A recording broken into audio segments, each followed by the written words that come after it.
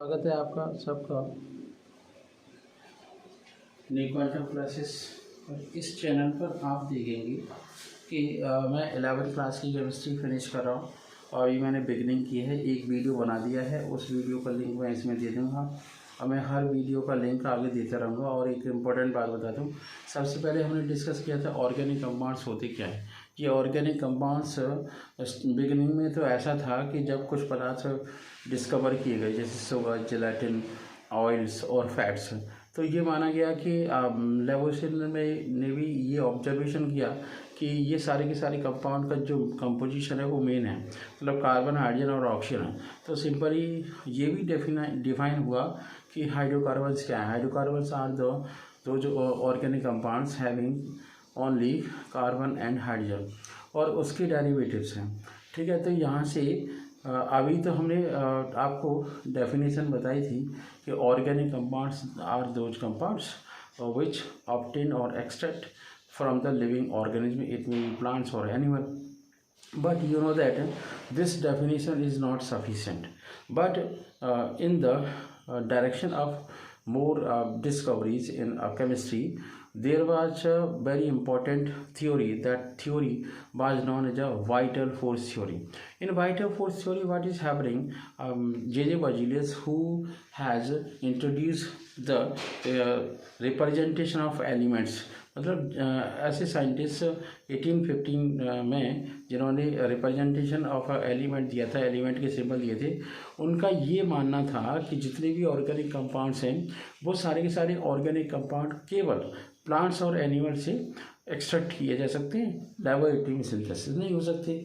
लेकिन उनका एक चेहरा था फ्रेडरिक होलर, तो उसने 1828 में, ज़्यादा टाइम नहीं था, 10-12 साल का टाइम पीरियड था, वो अचानक वो अमोनियम सल्फेट पर काम कर रहे थे। जैसे कि हम ये चेहरा अमोनियम सल्फेट पर वो काम कर रहे थे, तो अचानक जैसे ही उन्होंने हीट किया तो यूरिया बन गया। सारे साइंटिस्ट जो लोग जानकार होते हैं वो जानते हैं कि यूरिया की स्मेल कैसी है, उसका फिजिकल कंपोजिशन कैसा है। तो उसके आधार पर उन्होंने उस वाइटल फोर्स थ्योरी को हटा दिया और ये बताया कि हम लेबोरेटरी में ऑर्गेनिक कंपाउंड सिंथेसिस कर सकते हैं। तो इसी के चलते एक नई डेफिनेशन आई ऑर्गेनिक कंपाउंड्स की या ऑर्गेनिक केमिस्ट्री की।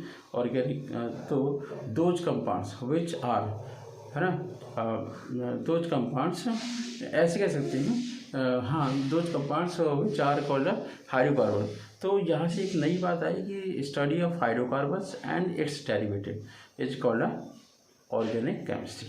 तो देखते हैं यहाँ पर कि ये आपका वाइटल फोर्स थ्योरी है। ठीक है, तो इन 1815 Berzelius propose that these compounds could only be proposed, मतलब जो ऑर्गेनिक कंपाउंड है ना, केवल produce by some mysterious force existing in living organism, plant और एनिमल के अंदर कोई फोर्स है, इसी को वाइटल फोर्स थ्योरी नाम दिया।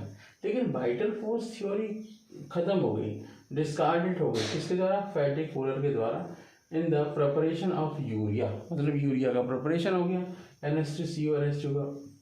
अब ये बना कैसे? तो सबसे पहले वो वर्क कर रहे थे अमोनियम सल्फेट पर। अमोनियम सल्फेट का रिएक्शन उन्होंने कराया पोटेशियम साइनेट के साथ।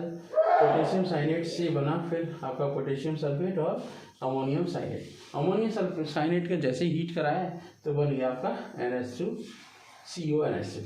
अब जैसे ही यूरिया बना तो बहुत सारे साइंटिस्ट इसी डायरेक्शन में लग गए, discovery of new compounds of new organic compound. तो कॉल्बी, बर्थलॉट, हैनेल, है ना, उन्होंने बहुत सारे कंपाउंड्स डिस्कवर किए, जिनमें कॉल्बी सबसे इम्पोर्टेंट है।